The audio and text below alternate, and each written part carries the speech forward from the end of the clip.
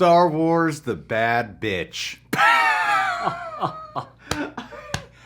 know. I invented that. We're going to watch Emergency Awesome's breakdown video today.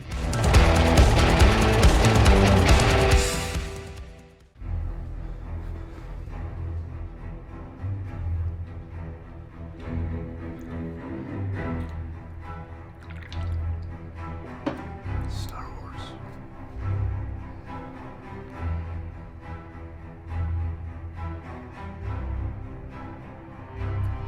Look at the characters from the Clone Wars.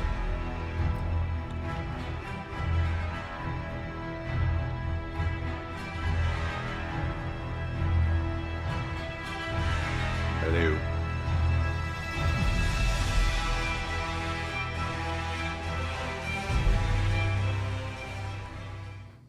Welcome back, everyone. It's Charlie. Big news. They just announced a new Star Wars series that's going to premiere next year. Big surprise. So I'll explain what's going on, where it's going to take place, the characters that it'll follow, and where it fits in the timeline with the Mandalorian Season 2, the Obi-Wan Kenobi series, the rumored Ahsoka series, and all the other upcoming shows that Star Wars is making for Disney+. Of course, I'll do some episode videos for it when it does drop, so if you're new to the channel, be sure to subscribe to get all the videos. There's a whole bunch of Mandalorian Season 2 episodes coming up really soon, in a couple months anyway. I'll number these and talk about the Easter eggs as we go along just to keep things organized. But big stuff first, the series is literally called The Bad Batch, so it'll follow Clone Force 99 after the events of the Clone Wars, immediately after the events of the Clone Wars.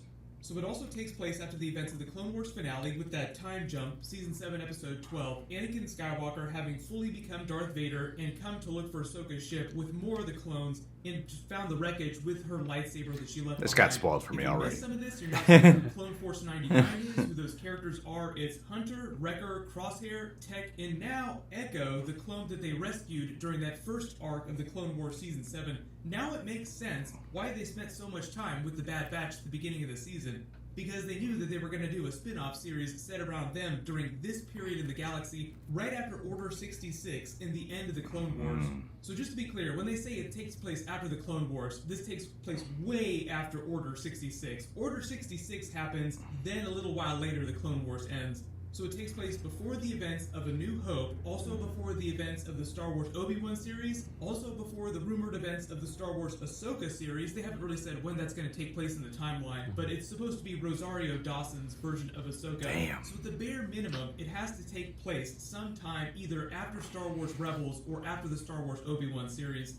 And since it takes place right after a lot of what's happening right here, a lot of the other Star Wars Clone Wars characters will pop up who survived the end of the war and Order 66 in terms of the other clones. So you have Ahsoka, obviously, and Rex, because they totally made it out. Rex also showed up on Star Wars Rebels as an older version of Rex. They also revealed in real life, as of the events of The Mandalorian Season 2, Temuera Morrison is going to be cameoing as Boba Fett, because Boba Fett is a clone of Jango Fett that he raised as his son. Temuera Morrison played Jango Fett, so I like the way it pronounces it. Temuera. Exactly like Temuera Morrison when he grew up. I always said But because Tamora. they're doing live-action Ahsoka, and Rex was confirmed to have survived to this time period, a lot of people are also feeling like Temuera Morrison will also eventually show up on The Mandalorian as a live-action version of Rex, too.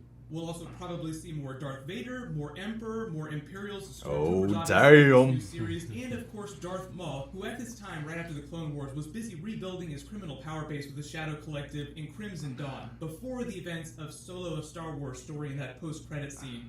So it's also probably safe to say that the series will take place before Solo: A Star Wars Story. There were also some very young versions of Star Wars Rebels characters in the final Clone Wars episodes, like Kanan, so older versions of those characters might also show up, who aren't quite as old as they are when we get to Star Wars Rebels. Kanan just being the best example, because we know he was confirmed at the end of the Clone Wars here. And because it's brand new, assuming that nothing goes wrong, they'll probably try to get at least 4 to 5 seasons with around 10 to 13 episodes per season. Similar run to the Clone Wars Season 7. Not a ton of episodes, but it's Dave Filoni. He has total creative control. He's executive producing and showrunning, so it should be pretty solid. But they haven't shown off any test animation or anything like that yet. Whoa. I'm assuming because Star Wars Celebration was canceled later this year because of the virus, they would have shown us some sort of teaser at that. Because if the series is ready to premiere next year, they're probably pretty far along with animation and production. Because this is just a teaser announcement, they didn't reveal the official release date because I assume that's still sort of in flux, but I'm assuming it'll be at least by next summer, if not by next spring. What I'm hoping is the animation will be just as quality as the final arc of Clone Wars. That's a high benchmark to set though, and it was kind of a special case because you could tell that's where they spent most of their budget, because it was kind of like a movie just broken into 4 parts. The whole reason they used the special intros for those final Clone Wars episodes were because they were intended to cross over with Revenge of the Sith and give you all the moments from that movie, all the story, but from Ahsoka and the clones' perspective. Yeah. Anakin's fall, turn to the dark side, being anointed as Darth Vader, and of course, Order 66, probably the most important event in the clones' lives next to the actual war itself, and revealing the final fate of Darth Maul, because there's so much Darth Maul that shows up later in the timeline. Surprisingly, hard to kill, very hard to kill. Dave Filoni himself is also still an executive producer on the Mandalorian series. He'll stay on that for a while. A lot of people feel like eventually, if things go well, he will eventually take over Star Wars. He's becoming the Kevin Feige of Star too. Wars. Maybe even a live-action Ahsoka movie. For those of you asking about the Mandalorian Season 2 trailer, that'll probably drop sometime in August. The series is pretty much ready to go. They're just polishing some of the post-production. That's not entirely true. Start premiering by mid-October. There's a bunch Can't of say Marvel anything, Disney Plus but it's series not that entirely have true. release dates for too, but that's also coming later this year. So there's a bunch of really, really big programming coming up. Some really cool stuff. And if you didn't see it, probably one of the best Dave Filoni clips of all time talking about Star Wars came out of The Mandalorian. So this is him talking about the Duel of the Fates fight. and why it's so important to the Star Wars story and what Star Wars itself is all It does about. make you appreciate it a lot more. So listen to this. It does, really Prequels, does. I thought were almost an impossible task. How do you tell the story that we've all grown up with, imagining who Anakin Skywalker was? In Phantom Menace, you're watching these 2 Jedi and they're trying to fight this evil villain. Maul couldn't be more obviously the villain. He's designed to look evil, and he is evil, and he just expresses that from his face all the way out through the type of lightsaber he fights with. What's at stake is really how Anakin's going to turn out, because Qui-Gon is different than the rest of the Jedi, and you get that in the movie, and Qui-Gon is fighting because he knows he's the father that Anakin needs, because Qui-Gon hasn't given up on the fact that Jedi are supposed to actually care and love, and that's not a bad thing. The rest of the Jedi are so detached, and they've become so political that they've really lost their way. And Yoda starts to see that in the second film. But Qui-Gon is ahead of them all. And that's why he's not part of the council. So he's fighting for Anakin. And that's why it's the Duel of the Fates. It's the fate of this child. And depending on how this fight goes, Anakin is his life's gonna be dramatically different. So Qui-Gon loses, of course. And he's left with Obi-Wan. Obi-Wan trains Anakin at first out of a promise he makes to Qui-Gon, not because he cares about him. When they get Anakin, when they find him on Tatooine, he says, "Why do I feel like we've found another useless life form?" He's comparing Anakin to Jar Jar. Excuse me. And he's saying, "This is a waste of our time. Why are we doing this? Why do you see importance in these creatures like Jar Jar Binks and this 10-year-old boy? This is useless." So he's a brother to Anakin eventually, but he's not a father figure. That's a failing for Anakin. He doesn't have the family that he needs. He loses his mother in the next film. He fails on this promise that he made, "Mother, I will come back and save you." This is he's why the left prequels completely rock. Vulnerable. And Star Wars ultimately is My about favorite family. Star Wars So that moment in that movie, which a lot of people I think diminish, is just a cool lightsaber fight. But it's everything that the entire 3 films of the prequels hangs on, is that one particular fight. And Maul serves his purpose, and at that point died before George made bring him back. But he died, and that's showing you again how the Emperor is completely self-serving. He doesn't care; it's just a tool that he's using people, and now he's going to use this child. That follows all the way through to the line which terrified me as a kid when the Emperor tells Luke, "You, like your father, are now mine." Isn't it so cool listening to him talk about Star Wars? He totally gets Star Wars. That's why anytime he works on a series like The Mandalorian or any of his animation, I always get really excited. Now let's put Kathleen Kennedy in that conversation. With recently that I wasn't a super huge fan of was that Star Wars Resistance animated series, just because I really, really did not like the animation style. Hopefully this new Bad Batch animation style won't be too different from the Clone Wars, but it does sound like it's going to be just a little bit different. If you haven't seen any of those Bad Batch Clone Wars, episodes, Rebels, basically Resistance, the they'll have a first different arc of animation. Clone Wars Season 7. It's all on Disney Plus, so you can go watch it right now. But I'll do more videos for the series when they start releasing some more footage. There were a couple other big trailers Yep. that just dropped, so of course I'll do videos for that, and I'll do more Mandalorian Season 2 videos when we get more information about that. Everyone, click here for all my Mandalorian Season 2 teaser trailer videos, and click here for my brand new Mandalorian Baby Yoda video. Thank you so much for watching. Everyone stay safe. I'll see you guys tonight.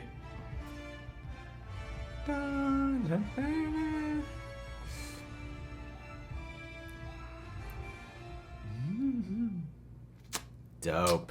Some things to digest here, man. I've been watching the Clone Wars in chronological order. I only got like 100-something episodes left, but I'm doing pretty good, all things considered. Playing a lot of catch up on everything, catch up with Clone Wars, then some other TV shows and some video games. That's how I've been taking advantage of a lot of things being delayed. I've been enjoying Clone Wars a lot. Yeah, unfortunately, some of the final moments of the series did get ruined for me, but that hasn't taken away any of my experience that I've been having with the show so far. Don't know if I'll get around to Rebels. The goal, ideally, was to finish all the Clone Wars before Mandalorian Season 2 comes out, the way how the Mandalorian Season 1 ended. I'm like, it seems like it's pretty vital that I watch Clone Wars to really get the full lore and experience of it all. I don't know how Star Wars fans are reacting to this, though. I don't know if they're super excited about it or not for those who are invested in the Clone Wars, because it seems like right now what they've been doing with Star Wars is filling in a whole bunch of quote-unquote gaps, some that might be necessary, some that might not be necessary. One thing that studios are really doing a lot more now, and it makes sense that they announced an animated show, is that because of the times of COVID, a lot of studios are looking way more at animated shows more than anything else. You can successfully develop this. It's not ideal, but you can still develop an animated show from people working at home, including voice actors included. This announcement of them doing an animated series is no surprise. I'm just kind of curious to know if, like, for guys who you have watched the Clone Wars, would you be excited about this? Loved Rogue One. I know that's not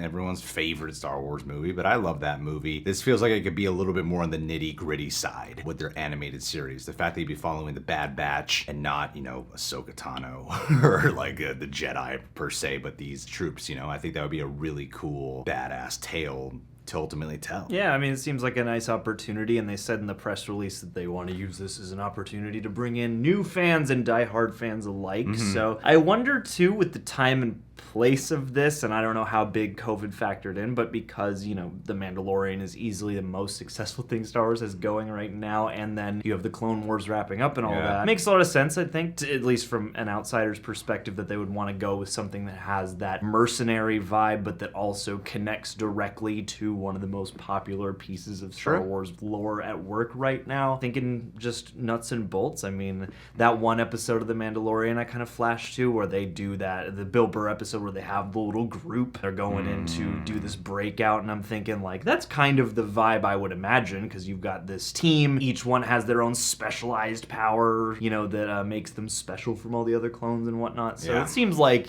something that would give you fertile ground to get a lot of really cool, espionage, mercenary action, but also easily expanding or dissecting, kind of converging with other parts of the lore so that we can kind of see it from, again, an outsider's perspective. So it seems like there's a lot of potential. I could see the initial reaction to hearing this announcement. I could see a potential divide. Half the people will probably be really excited about it, and half the people might be like, let's move on to a different thing within Star Wars now. Because this is another part of like the same timeline in between A New Hope and the prequels. It's still that timeline. I'd give it a chance, especially because Dave Filoni's behind it. Like that clip that I did see when they have the documentary out on Disney Plus, but I did watch that clip many weeks ago. What's powerful about that clip, even if you don't like the prequels, like I really don't like The Phantom Menace. It's the only one I can't stand. But that clip of him explaining it, that alone is powerful enough because it shows you the amount of knowledge, lore that he really understands within Star Wars. Any argument that I hear about